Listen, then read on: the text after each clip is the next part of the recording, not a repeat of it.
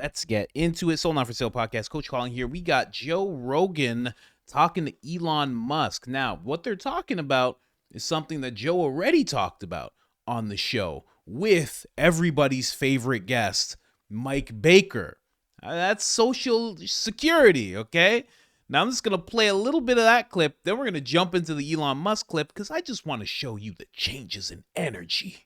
Death is the messaging idea, but I think this is important too because today now they're talking about Social Security, and that people are receiving Social Security that are 150 years old.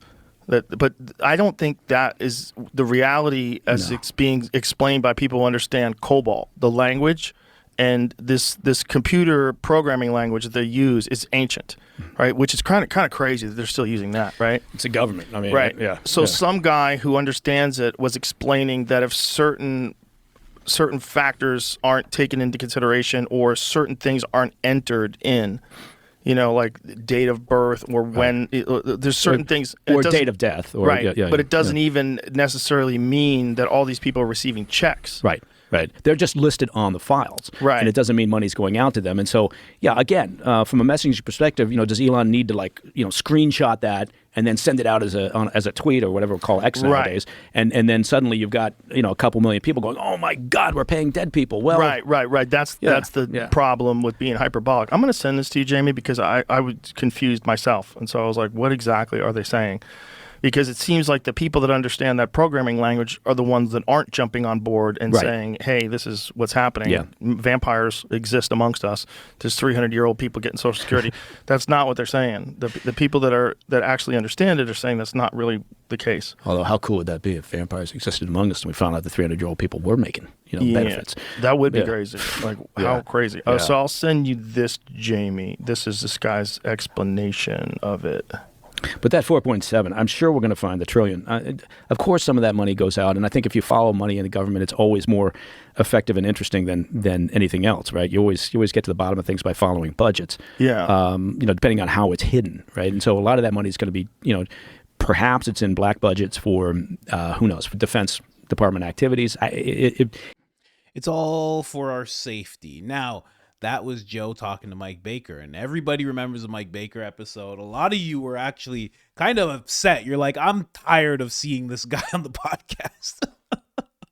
But, Mike Baker is a fun guest, but of course, Elon Musk makes an appearance, and he's talking about the exact same thing. And do you want to guess whether or not Joe calls him out on being hyperbolic or just saying things out of turn? Well, let's watch and see. Like, you could run a real pyramid scheme. Well, I mean, the government's one big pyramid scheme, if you ask me. Yeah, well, you can tell me better than anybody. Social Security is the biggest Ponzi scheme of all time. Right, explain that. Oh, so, people pay into Social Security, and the money goes out of Social Security immediately, but the obligation for Social Security is your entire retirement career. So you're paying you're paying. Like if you look at the future obligations of Social Security, it far exceeds the tax revenue. Far. Have you ever looked at the debt clock? Yes. Okay. There's our present day debt, but then there's our future obligations. So when you look at the future obligations of Social Security, the actual national debt is like double what people think it is because of the future obligations. So basically, people are living way longer than expected, and there are fewer babies being born. So you have more people who are retired and that live for a long time and get retirement payments. So the future obligations. So however bad the financial situation is right now for the federal government, it will be much worse in the future. At the risk of being a buzzkill here. Did you see... So we better fix what we got right now, because if it's bad now, it's going to be much worse in the future. There was an interview with this woman who was a whistleblower. Yeah. Did we ever find out if that was true? There's so many whistles being blown. It's hard to keep track. A lot of whistles. But this one lady... It was only in one state. It was very specific instance, Right, I believe. but it was using Social Security money, correct? That was her. I don't know. That was her allegation. So what she was alleging was that she was in charge of turning illegal immigrants into clients. That's what they would call them, and that she would go to them and try to ask them, "Do you have a headache? Do you have back problems? If you do, now you can be permanently disabled. You get permanent disability, so you get Social Security for life." Yes. Yeah. Not just Social Security, but disability, which is even more. Right, and you get them on the taxpayer dole right away the moment, and they're illegal aliens. Yes. So if I were to say, like, what's at the heart of the sort of, like, why is the Democrat propaganda machine so fired up to destroy me? That's the main reason. The main reason is that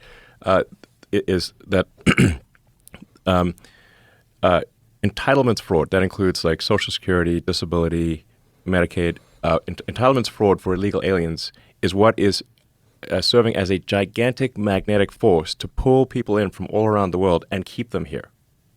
Like basically, if you pay people at a standard of living that is above 90% of Earth, then you have a very powerful incentive for 90% of Earth to come here and to stay here. But if you end the illegal alien fraud, then you turn off that magnet, and they leave. And they stop coming, and the ones that are here, many of them will simply leave. And if that happens, they will lose a massive number of Democratic voters. And if it didn't happen, they would turn those people into voters. Correct. Which they were trying to do. They're already turning them. So in New York State, illegal aliens can already vote in state and city elections. A lot of people don't know that. They're trying to fight that, and they're trying to stop that, but they're currently, I think it's like 600,000 are registered to vote, illegal aliens in New York. That is wild. Yeah. Well, I mean, if you look at, say, FEMA, like the agency that was paying for illegal aliens to stay at luxury hotels in New York was FEMA. That's an agency that's meant to support Americans in distress from natural disasters, was paying for luxury hotels for illegals in New York. It's true. Yeah. That's a fact. Fact. They literally, like, when we stopped that payment, we stopped all those money, because that's obviously an insane way to spend taxpayer money. The New York sued the federal government to get the money. So you can just look at their lawsuit. They were sending that money even after President Trump signed an executive order saying it needs to stop. They still press send on $80 million to luxury hotels in New York. Your tax money went to pay for illegal aliens in luxury hotels in New York from an agency that is meant to help Americans in distress from natural disasters. Right, and I would like to That's know fucked how up. much, and I would like to know how much they spent on North Carolina and how much they spent on Maui. Yes, exactly. What's actually happening is they're buying voters.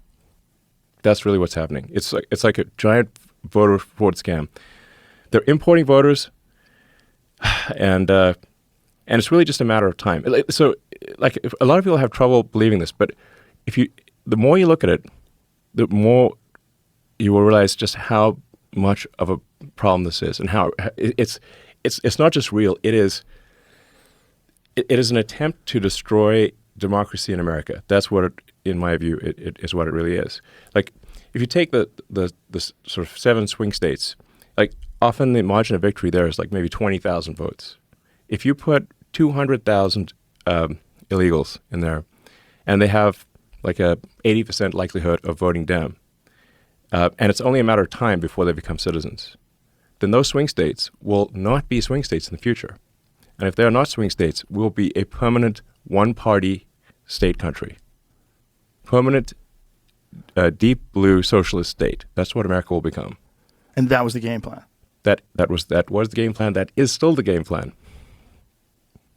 And so and they almost succeeded. If the machine of which the Kamala puppet was the representation had won, that's what would have happened.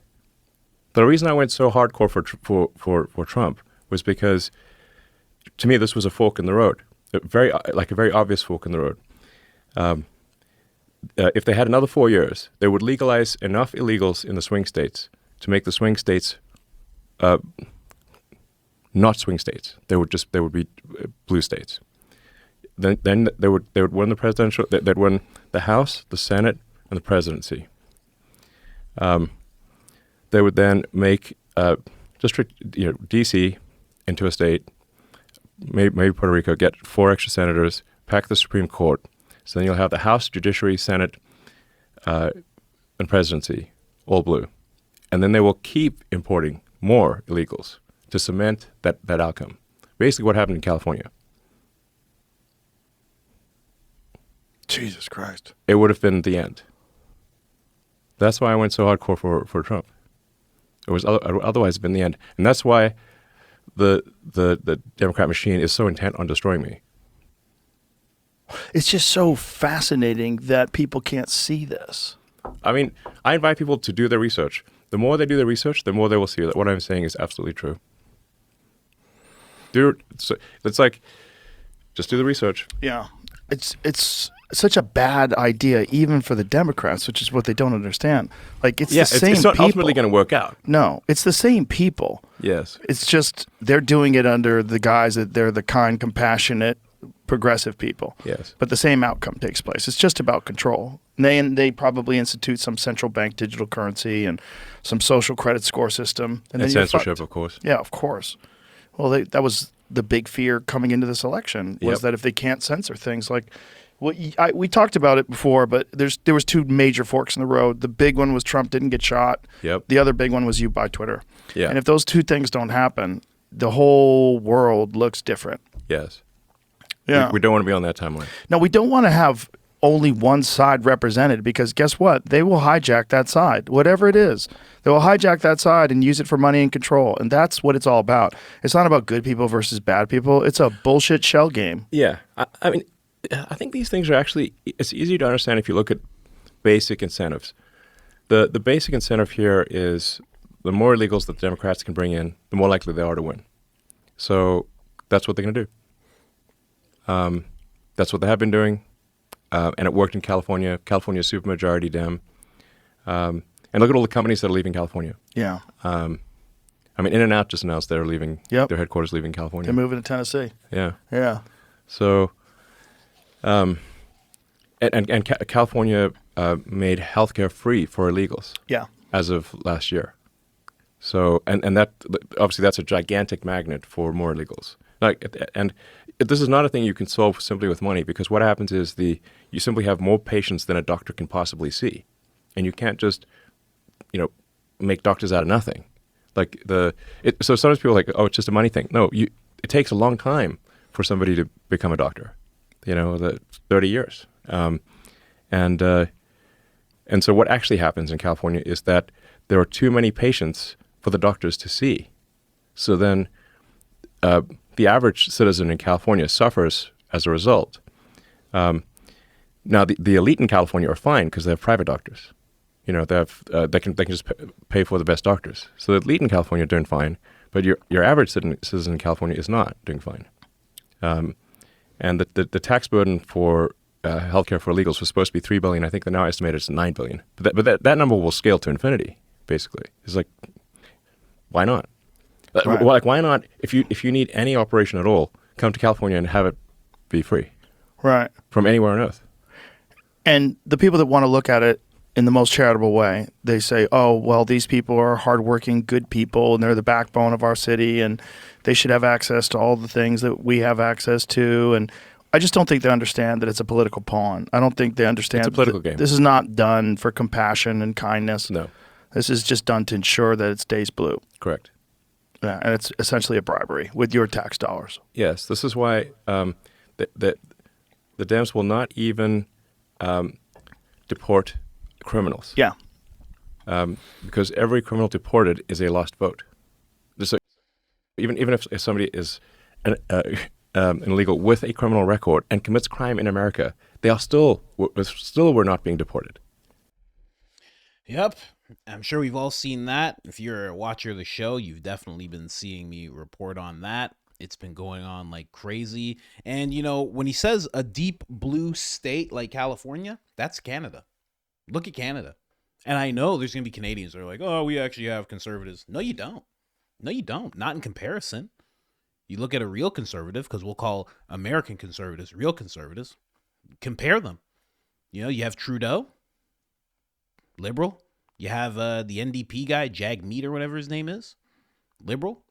You have Pierre. That's the conservative guy. But even him, put him next to Trump, put him next to J.D. Vance. Pretty liberal. I'm telling you, man, you don't want America to end up like that. It's absolutely terrible. But you know something, on a lighter note, I really do appreciate the fact that Joe Rogan didn't try to bring that Mike Baker energy into this podcast. He let Elon say what he had to say. He let him say it's the biggest Ponzi scheme of all time. He let him explain himself. He didn't bring up the COBOL and insult Elon's engineers and be like, do your guys understand that it's a programming language? And I'm very glad that he didn't go into that whole thing, because it's nonsense. It's nonsense. And that's what I called out in that video clip that I showed you at the very beginning. I was calling out the fact that, you know, the information where he was getting it from was just, it was more of that deep blue people who are trying to destroy Elon Musk. And I mean, when he says that about the Democrats, it's 100% true. They are on a mission to destroy him.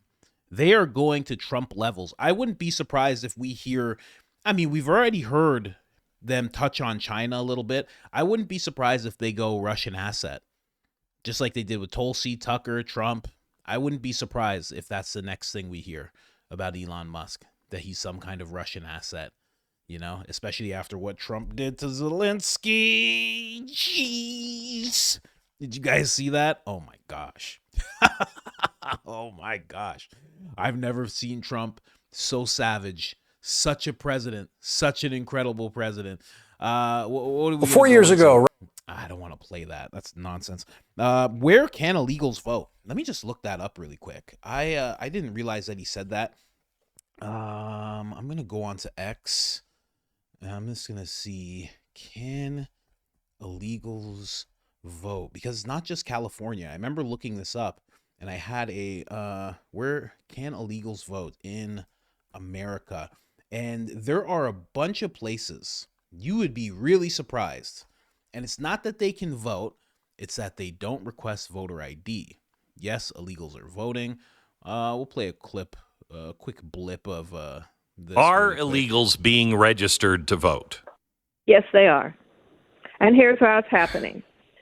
You have you have them going into the Department of Motor Vehicles, or whatever it's called in your state, Department of Transportation, Department of Driver Services, and you know, 31 years ago, Congress passed a law saying that states must, when issued a driver's license, that people must be given the voter registration forms. They must be given those forms at the DMV, or if you go to sign up for food stamps or welfare benefits, that wherever people interact with these two types of government agencies, they must be registered to vote. And so that law also requires that states must accept and use the federal voter registration form. Well, that form just has a box to check. Are you a citizen? And we have ample evidence over a number of years where people will check the box, no, I'm not a citizen, and they get sent over and registered to vote anyway. Well, now what you have, and I have had reports, people have seen this all over the country, that when they have been going in, being just normal people going in to get their driver's license renewed or a tag for their new car, and they see these clusters of people who clearly don't speak English. In Michigan, a fellow sent me something about a group, and this woman had a big sign around her neck that said interpreter, and she was taking them in to get their driver's licenses or their ID cards. And I have absolutely no reason to think that they're not automatically being added to the voter rolls, because Michigan has a new law that you have to opt out. You have to opt out in Georgia. And these people don't even speak English. How are they even going to know that they've been added to the voter rolls? Because they're automatically added. Yep. Now, this is just a layup for me. I mean, I've been covering this for a while, so I already know this is a fact, but you can even hear more of it here. Now, check out this clip. 1% of over 26,000. That's how many migrants our sources say have received work permits and Social Security cards in Chicago. It's not clear how many applications have been submitted, though as of December 29th, the United States Citizenship and Immigration Services had only processed work permits and temporary protected status applications for 1,480 Chicago new arrivals. That's according to city data obtained by CBS2. Once those applications are processed, they also need to be approved. Sources tell us that only 284 asylum seekers in Chicago have gotten work permits. 279 have received their Social Security card. That's 1%. Worse, city data suggests applications didn't start processing until the week of November 9th. 1%. That's CBS trying to make you feel bad about this situation.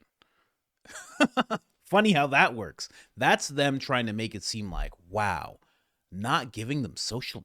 Whoa, wow, only 1%. That's not enough. It's very interesting. And that's just one instance. That's just Chicago.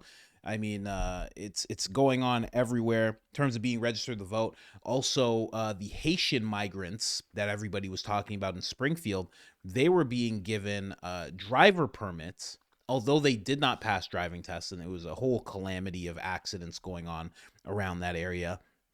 They would be given that, and that would enable them to vote, because they would be able to use that number in place of a social. So think about that. Also, Arizona, I know this for a fact because I actually saw this on Instagram. It popped up randomly. Arizona. I'm not in Arizona. I'm not from Arizona. It just popped up and it was saying to register to vote in Arizona. I went into there to actually look at it myself, and all I had to do was put in zeros for the social. To get her, I have no idea why. They were just, you can just put in zeros, and I would have been registered to vote in Arizona. There's a whole lot of it. Let's just see, how much did they spend on North Carolina? That is actually an interesting question. I don't know how I can actually find that. Let's actually see how much was spent on the North Carolina disaster. We'll just say that. Let's see what pops up here. FEMA support for North Carolina. Okay, so this is from FEMA's actual website. They say they spent 100 million, surpassed 100 million. Okay, in all languages, of course. More than 100 million in FEMA individual assistance has been approved. Okay, so that's a little different. Approved is not spent. North Carolina recovery by numbers. FEMA individuals and household programs have approved 102 million, 18 million to help homeowners and renters pay for emergency home repairs. You have to think about this too. Home replacement or other housing needs, 83 million to help serious disaster related needs like moving expenses, childcare, and disaster related dental, medical, and funeral expenses. Wow. Oh man. And then yeah, so that's basically their breakdown of everything. So they spent 100 million. Okay, let's think about that. And then what was the other one he said? Maui? Let's check out Maui. How much was spent on the Maui disaster? I have to say disaster because YouTube has a big problem with me this month. They don't like what I've been saying this month. All good, YouTube. Don't even worry about it. Okay, I always obey my lizard technological overlords, YouTube. As of late, the state government of Hawaii has spent more than $400 million in the aftermath of the Maui wildfires. Okay, so we'll just say there, 400 million. We're at 100 million. We're at about half a billion. Half a billion. I hope I can find this clip. Let's see if I can find this really quick. You know what? I might just try and find it on YouTube. Let's do YouTube. There's Mike Baker for everybody. The best guest, Nancy Mace, on how much spent on illegals. Let's check that out. Okay, this is just 3 weeks ago. It was an older clip that I'm trying to find. Counted in the consensus. There's a clip of Nancy Mace, and she actually breaks down what was spent on illegal immigrants. I cannot find it right now. Oh, man.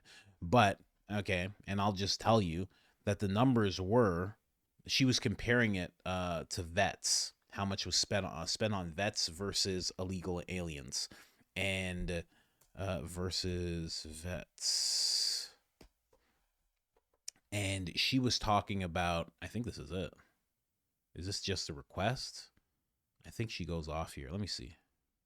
Thank you, Mr. Chairman and Ranking Member Bost, and I appreciate all of you being here today, especially you, Mr. Secretary, for joining us, for making the time to speak with us. And I know we're not always going to see eye to eye on funding priorities for the VA, but I hope we can work here together, as we do oftentimes on committee. And Chairman Takano, this is one of the most bipartisan committees I sit on, and all of us here want the best for those who've served our country. My father served for 28 years in the United States Army. I've seen what he had to go through to get help and health care after exposure to Agent Orange. I've been at the Ralph H. Johnson VA hospital to take my father to appointments there. I've been there when his best friend passed away after being sick and visiting them in the hospital. And so I commend everyone, especially the Ralph H. Johnson healthcare system in Charleston. It's the only 5-star rated hospital in the state for patient satisfaction. Their VA Community Living Center has also received a 5-star rating for an unheard of 11th quarter in a row. The Becker's Hospital Review recently recognized our VA as one of the top 54 hospitals. Now, I'm not trying to be disrespectful to the vets, but I just want to see if this is the actual clip. Facility there. There's a major challenge in other cities. I've just recently visited Salt Lake City, Berlin, so we're working that issue. Okay. And then another issue that I'd like to ask about stems from the Defense Health Agency's decision to relocate Beaufort Naval Hospital to the Beaufort. Okay, so this is not the clip. So basically, she breaks down that it's been about, I think she said $60 billion. I'll just go and verify this. How much has New York spent? And now we start to realize that, you know, spent on immigrants. And let's just put illegal, just to be specific. Illegal immigrants. Now, New York has been seen to have spent a cool asylum seekers NY report here. This is how the research goes down, guys. Oh, no. Let's go here. Oh, of course, that website doesn't work. Here, let's go over here. No, this is a better website. Oh, that one doesn't work either. How convenient these websites don't work anymore. Let me just see. You can see the headline here, though. Illegal immigration to cost New Yorkers $10 billion in 2023. I can't get into it to actually see what's going on there, but you see just the crazy gap in money. We had 400 million in Maui. We had 100 million in North Carolina. We have 10 billion just in New York. Now think about Chicago. Now think about California. Now think about the other places that aren't sanctuary cities. Think about Springfield. Think about all these places and start adding up these numbers, and you go, wow, they're spending so much on illegals. But Elon is showing us, and of course, most of us already knew this. We could see it. What they're spending money on is votes. Not even just votes, society. Like, if you want it, they're almost like trying to terraform the political landscape. And with doing that, you know, it's not terraforming like you would land where you're trying to make trees and this and that. No. They're trying to populate people. They're trying to populate places. And that's why they're putting so much money into it. That's why they're putting crazy amounts into it. That's why when the president of the United States says, don't put this money into this hotel, they go, okay. And they try to press the money and send it to the hotel as quick as possible. That's what's going on. We're seeing more than just corruption, fraud, and waste. Again, this is a certain people in the government trying to change the political landscape, and it's not through their ideas. It's barely even through their ideology. It's through sheer force and American tax dollars. It's crazy when you really start to understand, because I knew already. I've been covering this for 2 years now. But then when you start seeing Elon Musk, and it's not just that it's Elon, it's that he's in the government now, and he's actually exposing it, and they're showing it line for line in Doge, in doge.gov, I believe it is. You see it line for line. You can see everything that they've done. And you start to realize, oh, wow, this is real. This is no longer conspiracy land. This is no longer somebody gets demonetized, that shouldn't even be on the table anymore. This is just what's going on. And they're not stopping. Why would they stop as soon as Trump got here? They're not stopping. The subversion doesn't stop. It didn't stop the first time he was president. In fact, they ramped it up. And now what do we see them doing? They're ramping it up. Except for this time we have Doge as this watchdog of sorts and kind of a chainsaw in the government to actually stop them, to slow them down, to call them out. Before it was us trying to call them out. Oh, I think they're going for voters. Ah, you're crazy. How about that? Throttle your video.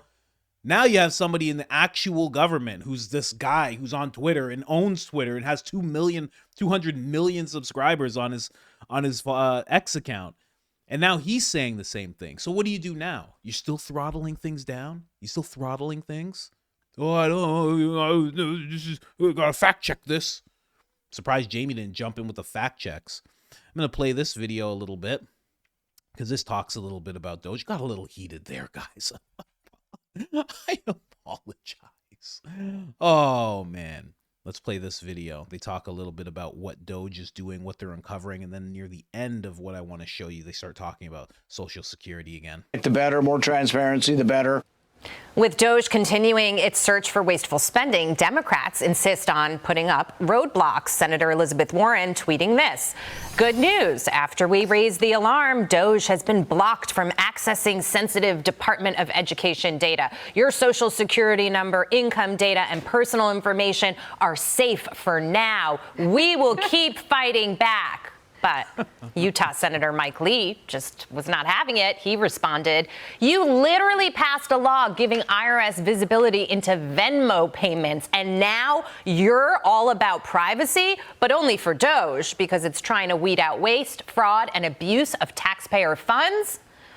And are the vampires living amongst us? Because Elon Musk taking a peek into Social Security, apparently over 20 million recipients are listed as being above the age of 100, with one being listed between the ages of 360 and 369 years old. I would like to eat what that person is eating. Now, a judge is ordering an extension on the temporary block of Musk's access to the Government Efficiency Department. I guess musician Sheryl Crow would be happy with all of these roadblocks because the Grammy winner, she sold her Tesla. She donated the money to NPR in protest of Elon Musk. I'm sure that's the best use of her money. Of course, donate it to NPR because they're not getting funding anymore. You see, they're outwardly admitting it without fully admitting it. I'm going to donate it to they got exposed from USAID for taking funding from the American taxpayers. So I'm going to actually sell my Tesla and I'm going to send it on over to them because she knows they need the money now. This whole illusion is crashing down. It's wild to see. And good, get rid of your Tesla. Who cares? You're a millionaire. This doesn't mean anything. She probably has another Tesla. Welcome to the second hour of the Big Money Show. I'm Jackie DeAngelis, and I'm joined by my co-hosts Taylor Riggs, Dagan McDowell, Jeff Flock, in for Brian Brunberg, and O'Leary Ventures Chairman Kevin O'Leary is sticking around for another jam-packed hour. We're going to begin on Capitol Hill with the latest Doge moves. Hillary Vaughn has them for us. Hi, Hillary. Hi, Jackie. Well, there is a concern that Doge is getting access to sensitive information at the IRS, but this is something that people at the IRS have access to every single day to do their job. So the people who are protesting are really mad that Doge is the one who's getting to look under the hood. The White House has insisted that anyone viewing anything sensitive or classified or private has the clearance and appropriate approval to do so. A White House official says that direct access to what's called the Integrated Data Retrieval System, which includes visual access to taxpayer accounts, is needed to audit the IRS, something the IRS workers do every day to Americans. The IRS is also not immune from downsizing. AP reports they will lay off thousands of IRS workers who have been in the probation period of their employment, with cuts happening as soon as next week. People work very hard to pay their taxes every single day. They're hurting. They see wasteful government spending.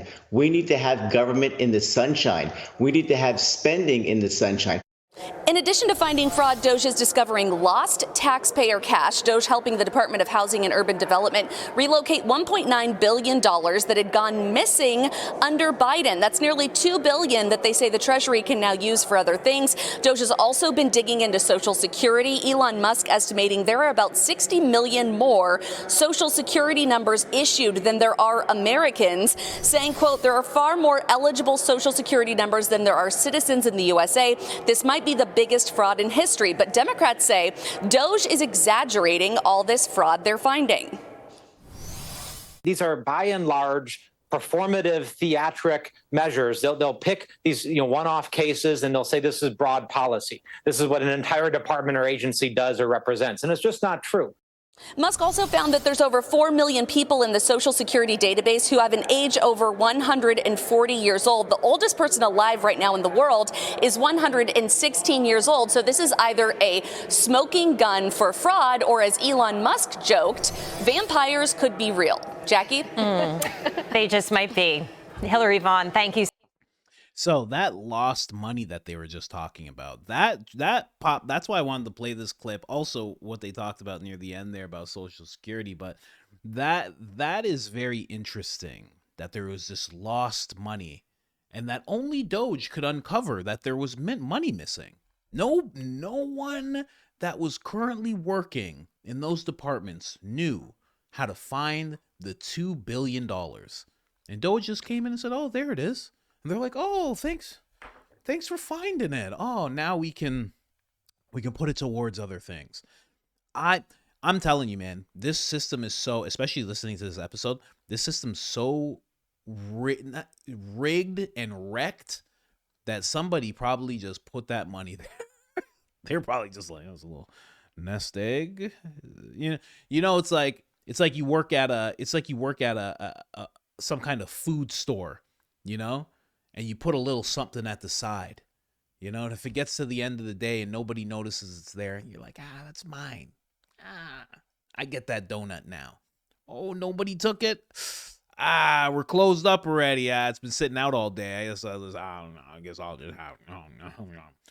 That's exactly what somebody was doing. They're like, oh, $2 billion's been sitting there for 4 years. I guess nobody noticed. I guess I'll just do. 1,000,000%. And you know what? Allegedly, maybe, possibly. Tinfoil Speedo person talking here. Take it with a grain of salt, I guess. But interesting, to say the least. But I just wanted to bring you guys CNN's Caitlin Collins. I'm not playing that. I don't want to play that. I just wanted to bring you guys all that information. There's a lot going on in this episode. There's a lot being uncovered. They're going to keep on saying it's performative. They're going to keep on saying that Doge is exaggerating. I hope Joe Rogan stops contributing to that, because that clip I was playing with him and Mike Baker, they were contributing to the fact that that Doge is being quite performative. Again, Joe does not bring that type of energy to Elon Musk.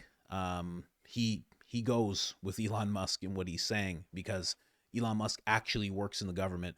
Mike Baker just appears whenever he's told and pushes narrative. So I'm glad Joe's going with the side of reason and actual justice on this one. Anyways, guys, like, subscribe, turn on the notifications, helps the channel tremendously. And other than that, I'm out.